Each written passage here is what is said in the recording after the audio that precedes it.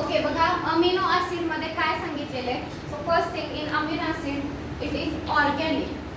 सगळ्यांना आता ऑर्गॅनिक म्हणजे काय हे समजतं. सो मेन तर त्याच्यामध्ये कार्बन हा मेन कॉन्स्टिट्युएंट इलेमेंट असतो. त्या कंपाऊंड आपण काय म्हणतो, ऑर्गॅनिक कंपाऊंड. ओके, सो मात्र अगदीच ती प्रॉपर डेफिनेशन नाही म्हणू शकत. फॉर एक्झाम्पल कार्बन डायऑक्साईड, यात पण कार्बन आहे पण हा ऑर्गॅनिक नाही, हा इनऑर्गॅनिक आहे. येस, सो डेफिनेशन मध्ये सांगितलंय की मेजर इलेमेंट किंवा मोस्ट इम्पॉर्टंट इलेमेंट कंपाऊंड मध्ये काय पाहिजे, कार्बन. तर त्याला तुम्ही ऑर्गॅनिक म्हणणार. अमिनो ऍसिड ऑर्गॅनिक आहे. Second thing, it consist of two group, amino and acidic group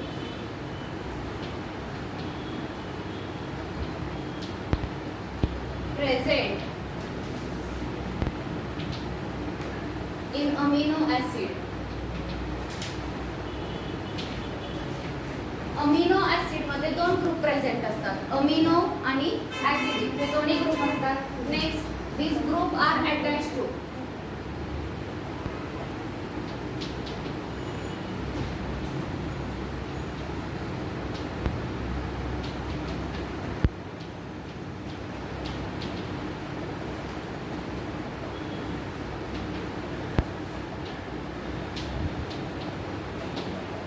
amino आणि ऍसिड. हे दोन्ही ग्रुप जे ते एका कार्बनला अटॅच असतात. फॉर एक्झाम्पल हा कार्बन आहे COOH आणि इकडे NH2. सो या कार्बनला अल्फा कार्बन म्हणतात, ज्याला फंक्शनल ग्रुप अटॅच आहे. सो अल्फा कार्बनला हे दोन्ही ग्रुप अटॅच असतात. त्यामुळे आपल्या बॉडीमध्ये जे अमिनो ऍसिड आहेत ते कोणते अमिनो ऍसिड आहेत, ते are alpha amino acid. So याच्यावरती क्वेश्चन असू शकतो, अल्फा बीटा वेगवेगळ्या टाईपचे अमिनो ऍसिड असू शकतो. पण आपल्या बॉडीमध्ये जे अमिनो ऍसिड आहेत ते अल्फा टाईपचे अमिनो ऍसिड आहेत, ते are alpha amino acid. Next, it is substituted methane. Substituted methane.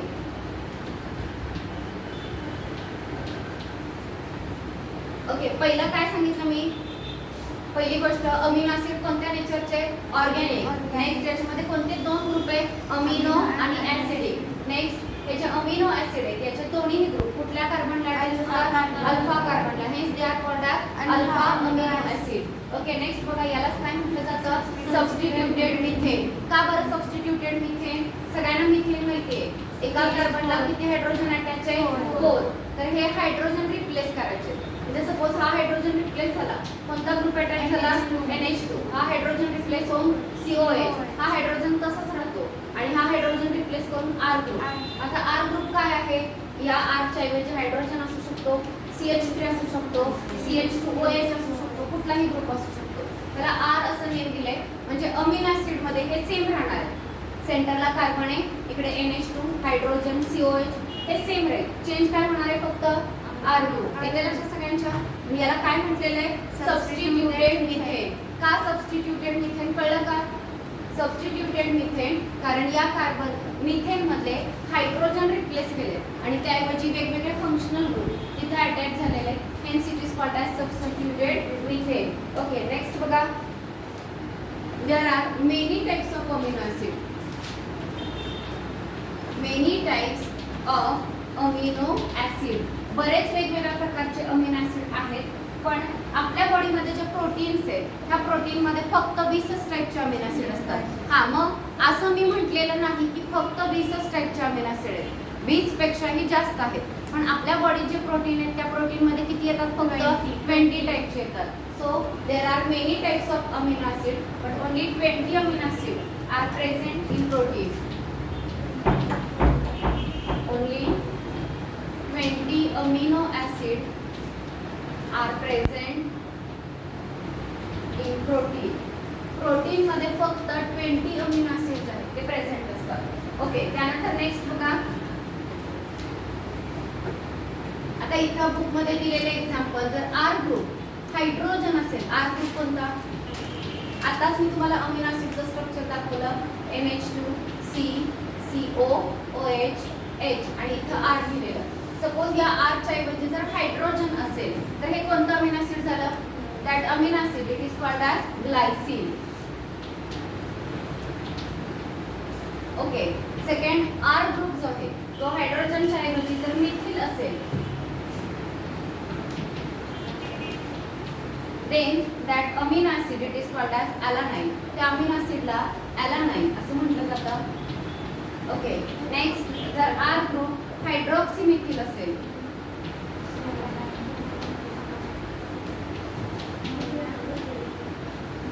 then it is called as serine.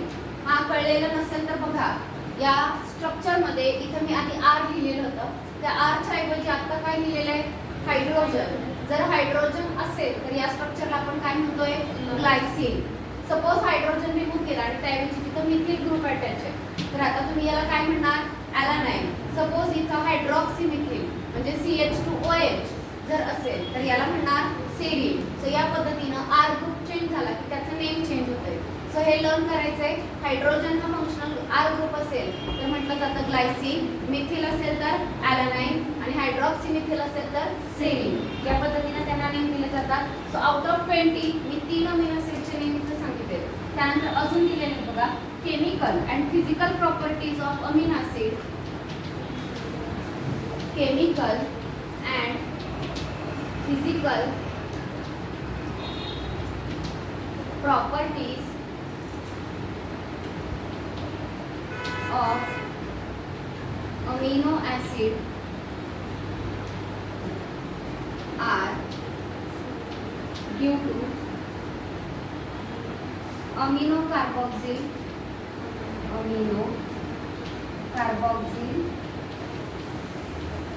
and R group. Okay, कुठल्याही अमिनो ॲसिडच्या फिजिकल आणि केमिकल प्रॉपर्टीज जर तुम्ही बघाल तर या कशावरती डिपेंड करतात तर त्याच्यामध्ये असणारा अमिनो ग्रुप. हा जो ग्रुप आहे याला आपण अमिनो ग्रुप म्हणतोय. नेक्स्ट जो आहे तो कार्बोक्सिल ग्रुप. हा जो आहे तो कार्बोक्सिल ग्रुप आणि आर ग्रुप. त्या तिघांवरती ठरतं की याच्या प्रॉपर्टीज काय असणार. कधी कधी तो ॲसिडिक नेचरचा असतो, कधी हा अमिनो ॲसिड बेसिक नेचरचा असतो. ओके, ॲरोमॅटिक कंपाऊंड सुद्धा याच्यामध्ये प्रेझेंट असतात. काही अमिनो ॲसिड न्यूट्रल सुद्धा असतात. So amino acid acidic, basic किंवा न्यूट्रल हे कॅटेगरायझेशन कशावरती ठरतं अमिनो ग्रुप, कार्बोक्सिल ग्रुप आणि आर ग्रुप या तिघांवरती ठरतं की अमिनो ॲसिड कोणत्या नेचरचा असणार. तर याच्यामध्ये सगळ्यात first acidic amino acid. Acidic amino ॲसिडमध्ये येतो ग्लुटामिक ॲसिड. काय दिलंय ग्लुटामिक ॲसिड. ओके, त्यानंतरचा नेक्स्ट आहे neutral amino acid. Neutral amino acid कोणता आहे व्हॅलिन. व्हॅलिन या अमिनो ॲसिडला न्यूट्रल अमिनो ॲसिड म्हटलं जातं. Next is aromatic amino acid. Aromatic कळतं तुम्हाला म्हणजे काय ज्याला सायक्लिक रिंग अटॅच आहे त्याला तुम्ही काय म्हणणार ॲरोमॅटिक रिंग. तर या ठिकाणी ॲरोमॅटिक या R च्या ऐवजी ॲरोमॅटिक रिंग सुद्धा असू शकते. तर याच्यामध्ये tyrosine, फेनिलॅलानाइन,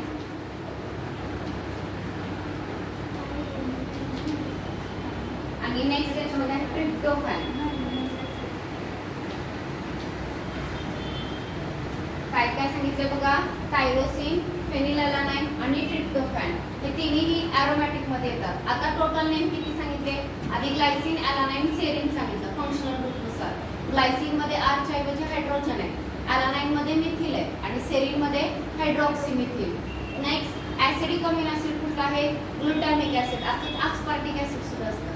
okay, so glutamic acid. Neutral कुठलं सांगितलं व्हॅलिन. व्हॅलिन हे नेम तुमच्या नंतर लक्षात येईल. सिकल सेल ॲनिमिया तुम्ही ऐकला याच्या आधी, ज्याच्यामध्ये हिमोग्लोबिन तुम्ही 9th मध्ये शिकलेला आहात. हिमोग्लोबिन मध्ये फक्त एक अमिनो ॲसिडची पोझिशन चेंज होते, तिथं ते व्हॅलिन अमिनो ॲसिड असतं. त्यानंतर तुम्हाला कळेल. त्यानंतर aromatic amino acid tyrosine, phenylalanine आणि ट्रिप्टोफॅन हे जे आहेत हे सगळे ॲरोमॅटिक अमिनो ॲसिड आहेत. ओके, आणि त्यानंतर नेक्स्ट बघा particular property of amino acid is ionizable group present. हे सगळ्यात कळलंय सगळ्यांना. एकदा रिपीट करू. काय काय सांगितले बघा अमिनो ॲसिड कोणते कंपाऊंड आहे ऑर्गॅनिक कंपाऊंड. नेक्स्ट याच्यामध्ये कोणते दोन ग्रुप प्रेझेंट असतात amino and acidic group. Both groups are attached to the alpha carbon, hence they are called as alpha amino acid. It is also known as substituted methane. याला substituted methane सुद्धा म्हणतात. Okay, substituted methane का म्हणायचं कळलं सगळ्यांना.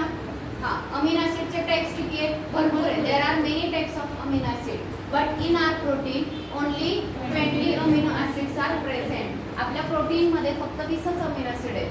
मग त्यापैकी काही एक्झाम्पल तुम्हाला इथे आलेले आहेत. आर ग्रुप हायड्रोजन असेल तर ग्लायसिन. जर R ग्रुप मिथिल असेल तर आणि जर R ग्रुप हायड्रॉक्सीमिथिल असेल तर काय म्हणायचं? सेरीन. ओके. त्यानंतर नेक्स्ट ऍसिडिक अमिनो ऍसिड कोणतं सांगितलं? ग्लुटामिक ऍसिड. न्यूट्रल व्हॅलिन आणि अरोमॅटिक टायरोसिन, फेनिलॅलॅनाइन आणि ट्रिप्टोफॅन हे जे आहेत ते अरोमॅटिक अमिनो ऍसिड आहेत.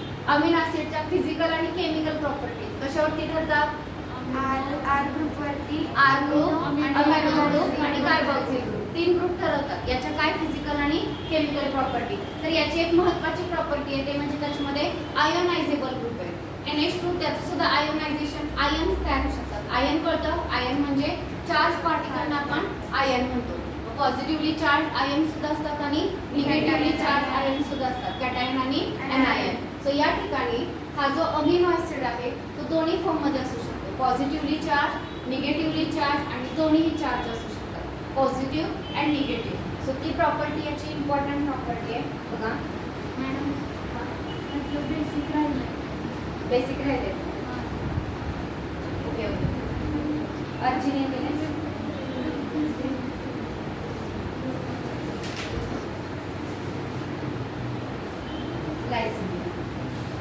ओके. बेसिक अमिनो ऍसिड सांगायचं राहिलेलं आहे. बेसिक अमिनो ऍसिड कुठला आहे? लायसिन. लायसिन जे ते बेसिक अमिनो ऍसिड आहे. त्यानंतर नेक्स्ट बघा particular property of amino acid.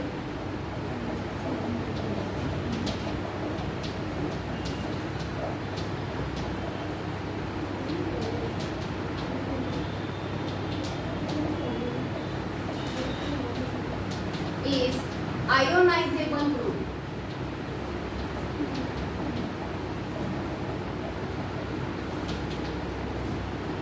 त्याच्यामध्ये आयोनायझेबल ग्रुप आहे ही त्याची स्पेशल प्रॉपर्टी आहे. सो याच्यामध्ये 3 फॉर्म मध्ये तो असू शकतो.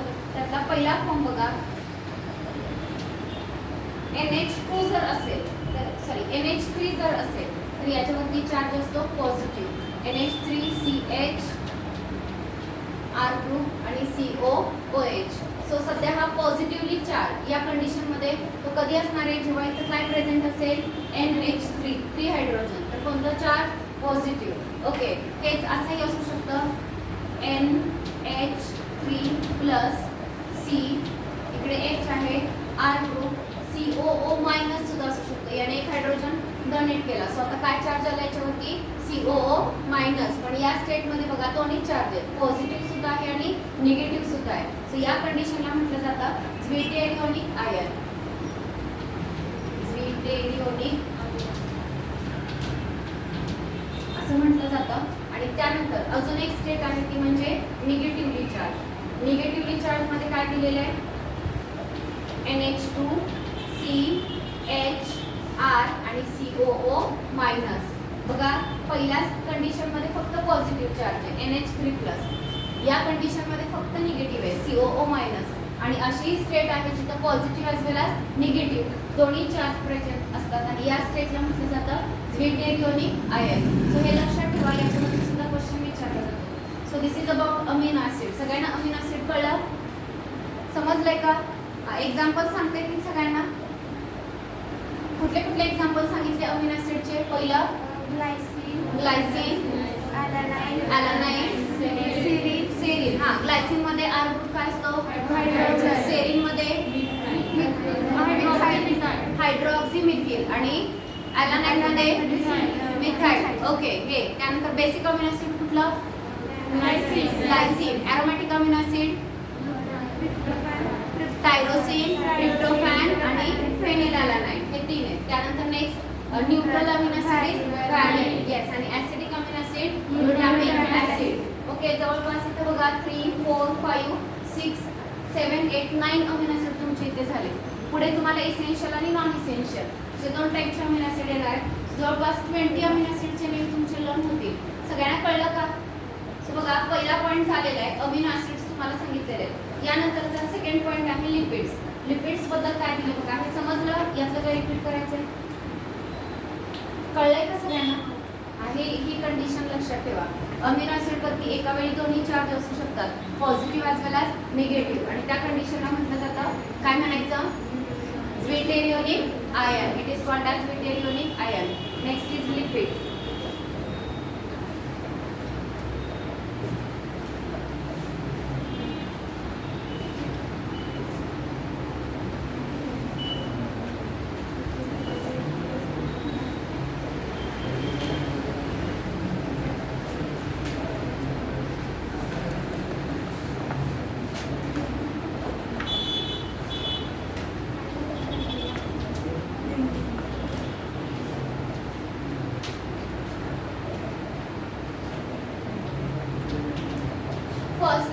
R water insoluble. लिपिड जे आहेत ते वॉटर इनसोल्युबल असतात, वॉटरमध्ये डिझॉल्व्ह होऊ शकत नाही. आता हे जे लिपिड आहेत हे आपल्याला मेनली 3 फॉर्ममध्ये पाहायला मिळतात. सो हे व्यवस्थित बघा. लिपिड्स आपण 3 फॉर्ममध्ये स्टडी करणार आहोत. त्यातला सगळ्यात फर्स्ट फॉर्म आहे सिंपल फॅटी ॲसिड.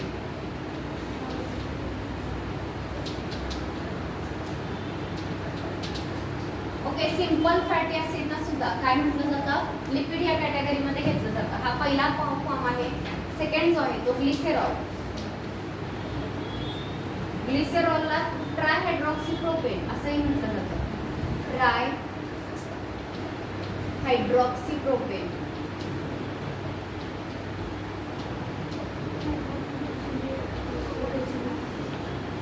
ओके, हा सेकंड फॉर्म आहे लिपिडचा. आणि थर्ड फॉर्म जो आहे त्याला म्हटलं जातं both fatty acid as well as ग्लिसेरॉल, दोन्ही एकत्र प्रेझेंट असतात थर्ड फॉर्म मध्ये. फॅटी ॲसिड अँड ग्लिसेरॉल दोन्ही गोष्टी थर्ड फॉर्मच्या लिपिड मध्ये पाहायला मिळतील. सो लिपिडचे किती फॉर्म सांगितले तुम्हाला, 3 फॉर्म मध्ये बघायला मिळतं. सिंपल फॅटी ॲसिड आहेत, ग्लिसेरॉल किंवा ट्रायहायड्रॉक्सीप्रोपेन आहे, आणि थर्ड फॅटी ॲसिड अँड ग्लिसेरॉल दोन्ही पण आहे. तर एक एक पॉईंट बघून घ्या. सिंपल फॅटी ॲसिड त्याच्यामध्ये carboxyl group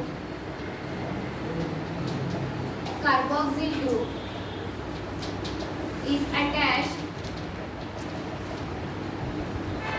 to R group. Carboxyl जो आहे तो R ग्रुपला अटॅच असतो. आता R ग्रुप म्हणजे काय बघा. फॉर एक्झाम्पल एक कार्बन जर तुम्ही लिहिलं CH3 आणि COOH अटॅच असेल. ओके, हे पण एक फॅटी ॲसिड असू शकतं. शक्यतो फॅटी ॲसिड मध्ये हायड्रोकार्बनची चेन जी आहे ती लॉंग असते, एवढी शॉर्ट शक्यतो असत नाही. लॉंग म्हणजे CH3 CH2 या पद्धतीनं 16, 17, 20, 22 अशी कार्बनची लेंथ असते. आणि फायनली COOH हा ग्रुप प्रेझेंट असतो. सो हे जे स्ट्रक्चर आहे याला काय म्हटलं जातं, सिंपल फॅटी ॲसिड. सो काय सांगितलं, कार्बोक्सिल ग्रुप कुठला ग्रुप अटॅच पाहिजे, COOH, त्यालाच कार्बोक्सिल ग्रुप म्हणतात. Carboxyl group is attach to R group. Carboxyl group सोडून जे स्ट्रेट लाईन स्ट्रक्चर राहते त्याला काय म्हणायचंय, R ग्रुप. R ला कोण अटॅच असला पाहिजे, COOH. तर त्याला तुम्ही काय म्हणणार, फॅटी ॲसिड. हवं तर इथे एक्झाम्पल म्हणून लिहून ठेवा. For example CH3 CH2 COOH या पद्धतीने तुम्ही यांना फॅटी ॲसिड म्हणणार. ओके, R ग्रुप जो आहे या R ग्रुप मध्ये किती कार्बनची चेन असू शकते, carbon chain can be from 1 to 19. एक कार्बन हे असू शकतं, ते जास्तीत जास्त 19, 20 असे कार्बन याच्यामध्ये प्रेझेंट असू शकतात. तर इथे काही एक्झाम्पल दिलेले आहेत. First is palmitic acid.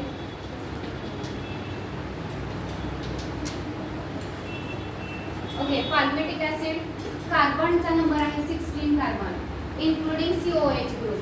COOH मध्ये सुद्धा कार्बन आहे, तो कार्बन कन्सिडर करून पाल्मिटिक ॲसिड मध्ये किती कार्बन प्रेझेंट असतात, 16. एक्झाम्पल नीट लर्न करायचे. पाल्मिटिक ॲसिड काय आहे, सिंपल फॅटी ॲसिड. याच्यामध्ये टोटल किती कार्बन आहे, 16. COOH मधला C पकडून टोटल 16 कार्बन पाल्मिटिक ॲसिड मध्ये प्रेझेंट असतात. Next is arachidonic acid. Next example मी वरती लिहिते.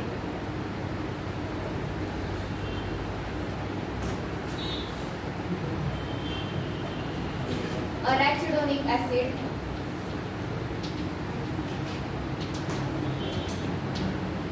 okay, in arachidonic acid there are 20 carbon. Arachidonic acid मध्ये कार्बन किती आहेत, 20, along with carbon in carboxyl group. Carboxyl group मधला कार्बन पकडून जवळपास 20 कार्बन इथे पाहायला मिळतात. फायनली फॅटी ॲसिड दोन टाइपचे असतात, saturated and unsaturated. Saturated fatty acid म्हणजे कुठले फॅटी ॲसिड, ज्या फॅटी ॲसिड मध्ये कार्बन कार्बन सिंगल बॉन्ड आहे त्यांना काय म्हणायचं, सॅच्युरेटेड फॅटी ॲसिड. आणि अनसॅच्युरेटेड कार्बन कार्बन डबल किंवा ट्रिपल बॉन्ड जर असेल तर त्यांना म्हटलं जातं अनसॅच्युरेटेड फॅटी ॲसिड. कळलं ही सगळी इन्फॉर्मेशन सिंपल फॅटी ॲसिड बद्दल.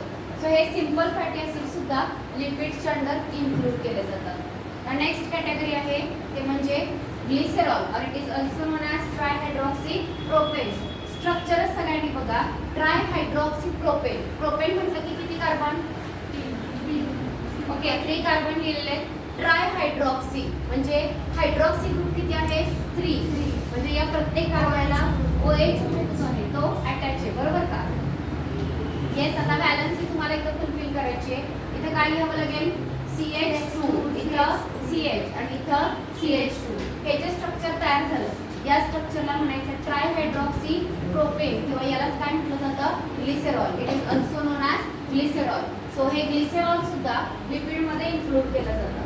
आणि त्यानंतर शेवटचा जो टाईप आहे both fatty acid as well as glycerol दोन्हीही गोष्टी प्रेझेंट असतात. तर कसे प्रेझेंट असतात बघा. Fatty acid are esterified with glycerol.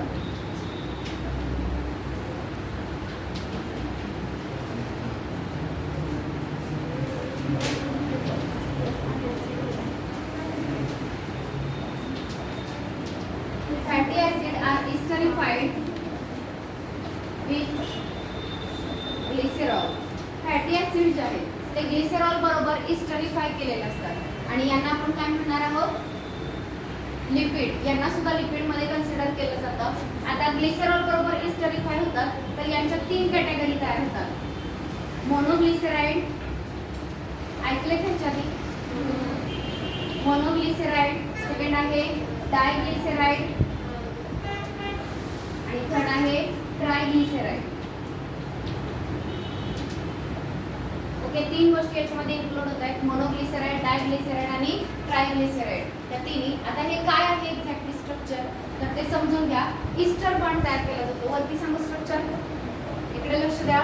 CH2OH, CHOH आणि CH2OH. याला कोण अटॅच होणार आहे? CH3, CH2, CH2, COOH. हा कोण आहे? त्याचं नेम काय? Fatty acid. आणि हा कोण आहे? ग्लिसरॉल. फॅटी ऍसिड तुम्हाला इथं सांगितलं की तुम्हाला ग्लिसरॉल सांगितलं. तर हे दोन्ही कंबाईन होणार आहे. मग याच्यामधला OH आणि याच्यामधला H हे दोन एकमेकांशी रिॲक्ट होतात. OH आणि H एकत्र रिॲक्ट झाले तर काय होणार? H2O. आणि हा ग्रुप याला अटॅच होणार. आता तेच असं दाखवायला लागेल. उलट जोडावं लागेल कारण हा COOH याच्याशी रिॲक्ट झालेला आहे. सो असं लिहिणार तुम्ही. इथं O पुन्हा O.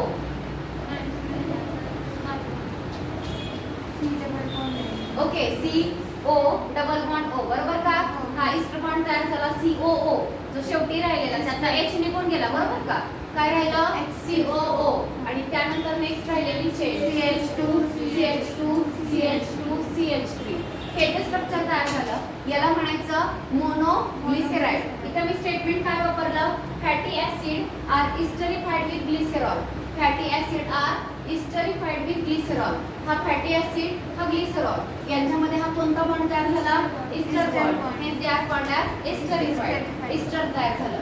आता या ठिकाणी ग्लिसरॉलला किती फॅटी ऍसिडच्या चेन अटॅच झाले? 1. म्हणून याला तुम्ही काय म्हणणार? मोनोग्लिसराइड. समजलं? समजा अजून एक इथे अटॅच झाली या पोझिशनला तर काय काय होणार? CH2, CH2, CH3. आता हे काय तयार झालं? डायग्लिसराइड. कारण 2 फॅटी ऍसिडच्या चेन अटॅच झाल्या आणि हे इथं सुद्धा फॅटी ऍसिडची चेन जर अटॅच झाली CH2, CH2, CH2, CH3 या पद्धतीनं तर आता याला तुम्ही म्हणणार ट्रायग्लिसराइड. समजलं का? या पद्धतीनं लिपिड जे आहेत ते 3 फॉर्म मध्ये प्रेझेंट आहेत. First simple fatty acid, second glycerol आणि थर्ड फॅटी ऍसिड आणि ग्लिसरॉल टुगेदर. फॅटी ऍसिड कळलं का? R ग्रुपला काय अटॅच असलं पाहिजे? Carboxyl COOH. तो ग्रुप अटॅच असला पाहिजे त्याला तुम्ही म्हणणार फॅटी ऍसिड.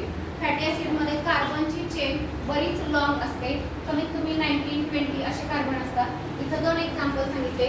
पाल्मिटिक ऍसिड मध्ये किती कार्बन आहे? 60 आणि अरॅचिडोनिक ऍसिड मध्ये 20.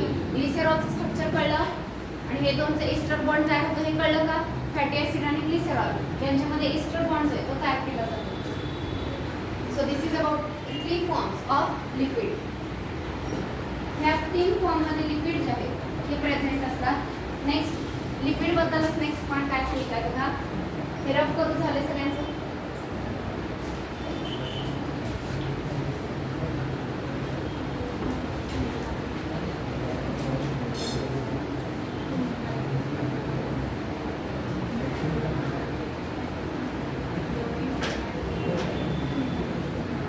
Next, oil have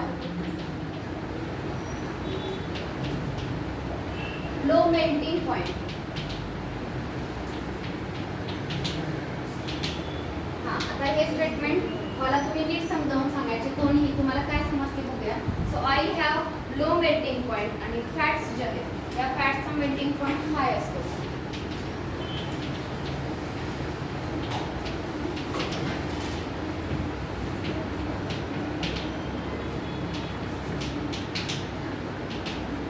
ऑइलचा melting point low आहे, तर ते रूम टेम्परेचरला लिक्विड स्टेटमध्ये असेल की सॉलिड. लो मेल्टिंग पॉइंट आहे म्हणजे लो टेम्परेचर जरी झालं, विंटरमध्ये जरी टेम्परेचर कमी झालं तरी सुद्धा काय कुठल्या स्टेटमध्ये राहणार, ते लिक्विड स्टेटमध्येच राहणार. दुसरं स्टेटमेंट दिलंय fats have high melting point. फॅट्सचा मेल्टिंग पॉइंट कसा आहे, हाय, थोडासा हाय आहे. सो विंटरमध्ये जेव्हा ॲटमॉस्फिअरचं टेम्परेचर कमी होतं तेव्हा फॅट कोणत्या कंडिशनमध्ये जातील, सॉलिडमध्ये जातील. आणि थोडंसं हाय टेम्परेचर झालं तर मग ते मेल्ट होणार आणि लिक्विड कंडिशनमध्ये ते जाणार. सो ऑइल आणि फॅट मधला डिफरन्स कळला. ऑइलचा मेल्टिंग पॉइंट कसा असतो, लो, आणि फॅटचा मेल्टिंग पॉइंट हाय. त्यामुळे विंटरमध्ये तुम्हाला जे सॉलिड स्टेटमध्ये दिसतात त्यांना काय म्हणणार तुम्ही, फॅट्स. दे आर फॅट्स, त्यांचा मेल्टिंग पॉइंट हाय आहे. आणि जे लिक्विड स्टेटमध्ये बघायला मिळतात विंटरमध्ये सुद्धा त्यांना आपण म्हणणार ऑइल. सो हे स्टेटमेंट लक्षात ठेवा. Oil have low melting point and fats have high melting point. Some lipids are phosphorylated.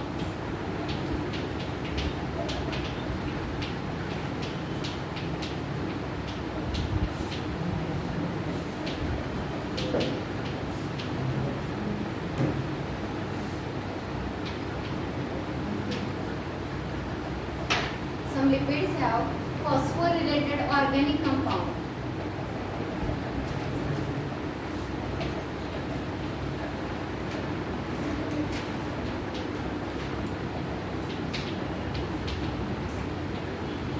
काही लिपिडमध्ये फॉस्फोरिलेटेड ऑर्गॅनिक कंपाऊंड जो आहे तो त्यांच्यामध्ये प्रेझेंट असतो. ओके, सो हे जे लिपिड आहेत त्यांना म्हटलं जातं phospholipid. Such lipids are called phospholipid. अशा लिपिड्सना काय म्हटलं जातं, फॉस्फोलिपिड. ज्यांच्यामध्ये फॉस्फरस प्रेझेंट आहे ज्या लिपिडमध्ये, किंवा phosphorylated organic compound. Page number 145 बघा, तिथं तुम्हाला फॉस्फोलिपिड पाहायला मिळेल. आहे का? फॉस्फोलिपिडचं नेम काय दिलेलं आहे तिथं, लेसिब्लिन. सापडलं का? त्यात फॉस्फरस आहे की नाही, आहे. थर्ड पोझिशन चेक करा. फॉस्फरस पण आहे आणि नायट्रोजन पण आहे. सो अशा लिपिड्सना आपण काय म्हणतो, phospholipid. And these phospholipids are present in cell membrane. Phospholipids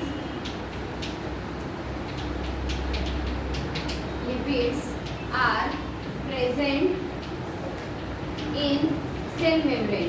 phospholipid जे आहेत ते कुठे प्रेझेंट असतात, सेल मेम्ब्रेनमध्ये प्रेझेंट असतात. For example lecithin.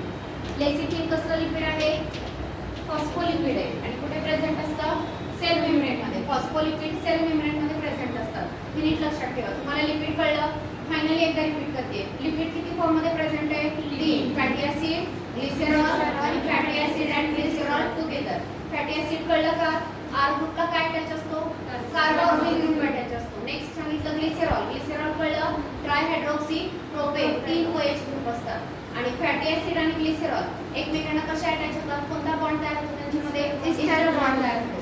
Fatty acid पुन्हा 2 टाइपचे, सॅच्युरेटेड आणि अनसॅच्युरेटेड. ओके, आणि ग्लिसराइड जे फॅटी ऍसिड आणि ग्लिसरॉल एकमेकांना जॉईन होऊन ग्लिसराइड जे तयार होतात ते 3 टाइपचे, मोनोग्लिसराइड, डायग्लिसराइड आणि ट्रायग्लिसराइड. काही लिपिड्स मध्ये काय प्रेझेंट आहे, फॉस्फेट प्रेझेंट आहे. त्या लिपिड्सना काय म्हणायचं, फॉस्फोलिपिड. करेक्ट. फॉस्फोलिपिड शब्द कुठे असतात, सेल मेम्ब्रेन मध्ये पाहायला मिळतात. इव्हन आपली न्यूरॉन, नर्व सेलचा एक्झॉन माहितीये, सेल बॉडी पासून एक लॉंग प्रोसेस अराइज होते.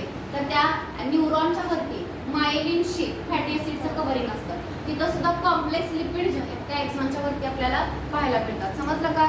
ओके, सो इन शॉर्ट तुम्हाला chemistry biological point of view लक्षात ठेवायची की हे केमिकल बॉडीमध्ये कुठे कुठे प्रेझेंट. समजलं? ओके, नेक्स्ट लेक्चरला आपण नायट्रोजनस बेसिस स्टडी करणार आहोत.